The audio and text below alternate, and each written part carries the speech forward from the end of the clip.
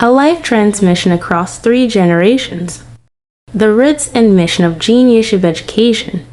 Truth, more often than not, is more powerful than legend.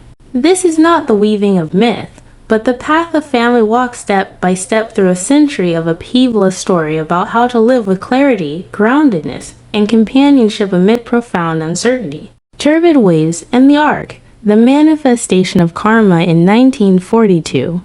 1942, Shaanxi, China. The land was enveloped by two radically different atmospheres. One permeated the vast countryside, the collective breath of war, famine, and fear. The iron hooves of the Japanese invasion hung over people's hearts like the sword of Damocles. Impermanence revealed itself daily in its most brutal form. This was no accidental catastrophe, but the crystallization of collective karma, greed, hatred, and delusion converging into a torrential current. As the Buddhist teaching says, those who share karma respond together.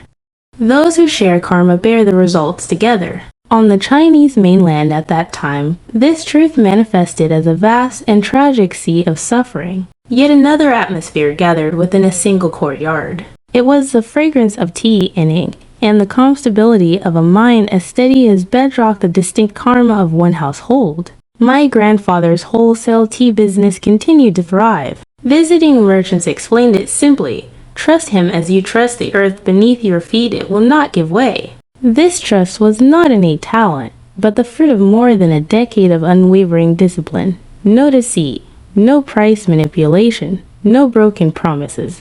Through these vows, he cultivated right livelihood and right action in the very heart of commerce. His personal karmic field became like a solid embankment, strong enough to hold back the raging flood of collective karma, supporting both himself and others, preserving livelihoods and hope in a time of chaos. These two atmospheres were not two separate worlds. They unfolded simultaneously upon the same canvas of dependent origination and emptiness, arising from different karmic conditions, collective and individual.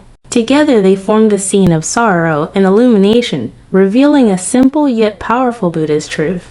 You may not choose the tide of collective karma into which you are born, but you can, by guarding your own mind and upholding ethical conduct, build a vessel of individual karma that carries you safely across the flood. Act 1. Deep Samadhi, illuminating the flow of karma. A moment of heavenly vision and meditation.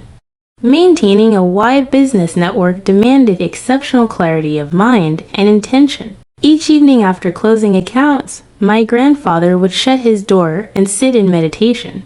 This was both his daily practice under the guidance of Master Han Shitang and his way of cleansing the mind and restoring discernment. One dusk, after the ledgers were settled, he sat as usual. His breath gradually became settled. External sounds, the conversations of workers, the noise of the world fell away layer by layer. His consciousness withdrew completely from its habitual grasping at tea, accounts, and the war, settling into a state of clear, unmoving stillness.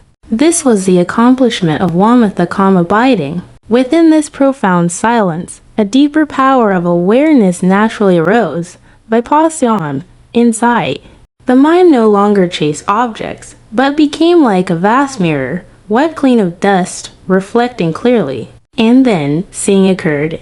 A certainty beyond thought arose directly from the center of this mirror-like mind. The war will end within 3 years. The invaders will be defeated. This was not divination. It was the mind, at a peak of clarity, directly apprehending the shifting balance of two immense karmic forces within the collective stream. One was the destructive karma forged by greed, hatred, and delusion, fierce in momentum, yet destined to consume itself, like fire fed with oil. The other was the karmic force of resistance, grief, and the will to survive among the invaded, a force painful in nature, yet aligned with life's fundamental aspiration to be free from suffering. Its strength was steadily increasing and unstoppable. In the deep stillness of Samadhi, the illusion of linear time, past, present, future, grew thin. What my grandfather saw was the decisive moment when the evil karmic current had already exhausted its causal force, when its arrow of retribution had already left the bow and could not but fall.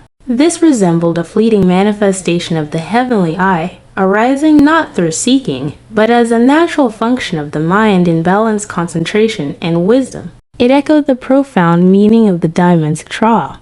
The past mind cannot be grasped, the present mind cannot be grasped, the future mind cannot be grasped. When the mind releases its fixation on the three times, the complete web of cause and effect becomes immediately apparent. After emerging from meditation, he calmly told his family and close friends that the war of resistance would soon be won.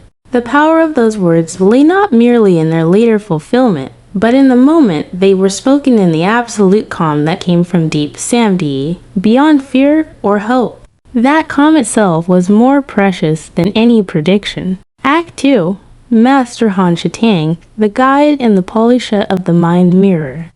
Throughout my grandfather's life, Master Han Shitang was not a distant legend, but a living presence woven deeply into his destiny. To understand my grandfather and the unique circle to which he belonged, one must first understand this teacher and the distinctive field of practice he established. Master Han had many students, forming a miniature cross-section of Republican-era Shaanxi society, merchants like my grandfather seeking inner stability, gentry entangled in official or family strife, searching for direction, and officials holding life and death power, yet in need of a moral compass. Their identities differed greatly, but their purpose in coming to Master Han's temple was strikingly the same. Not to receive a blind crutch in the fog, but to find a mirror that could reflect truth at life's crossroads. His teaching always addressed the student's immediate predicament and mental movement. With my grandfather, he began with a single instruction: sit down and observe your breath. This was the entry into calm abiding. From 10 minutes of numb legs and restless thoughts, my grandfather gradually reached the ability to sit for a full incense stick, the mind settling into peace. Only then did Master Han introduce subtler methods of insight. Years later, my grandfather could, in deep concentration, experience a sense of consciousness moving freely through vast space, not the pursuit of psychic powers, but the natural liberation of a rigorously trained mind from coarse bodily constraints. Among Master Han's disciples, many underwent such transformations and passed away peacefully, a testament to sustained diligence. Yet Master Han's most remarkable quality was not merely producing accomplished meditators, but transforming profound insight into clear-eyed wisdom for navigating real-world entanglements at crucial life junctures. The marriage of my parents offers a vivid example. My grandfather simply presented my mother's name and birth data at a ritual altar without providing any other information. After a moment of silence, Master Han accurately described her physical features and her gentle, intelligent temperament, affirming the match. Subsequent reality confirmed every detail.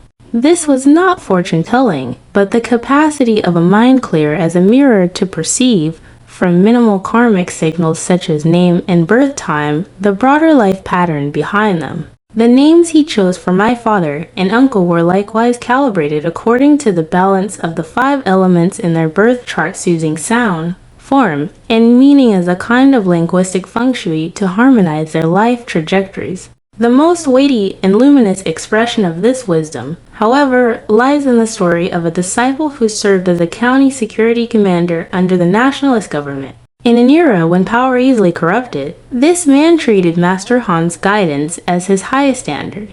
For every major criminal case, he sought his teacher's counsel. Master Han's responses were never vague. This person's crimes are grave by law. Execution is warranted. This is also the conclusion of his karmic burden. This one has transgressed, yet a path of leniency may be open. Observe whether he reforms. The commander followed these instructions precisely, recording every judgment and release. He understood that his teacher was guiding him not toward simplistic notions of good and evil, but toward clarity rooted in reverence for cause and effect, even within the brutal arena of law and power. Those he executed were individuals whose karma had become irredeemably opaque. Those he released still carried a spark of light, deserving one more chance, including several who would later become key members of the Communist Party. In 1949, amid regime change and historical upheaval, this former commander was detained for investigation. Calmly, he submitted his detailed records. When investigators saw the list of those he had released and when many of them, now senior officials in the new government, testified on his behalf, silence replaced accusation. Master Han's guidance had not merely resolved individual cases. It had laid stones in advance across history's flood. The commander lived out his life in peace not by luck, but because when entrusted with power, he chose utmost caution and compassion, and thus reaped the fruit of wholesome karma.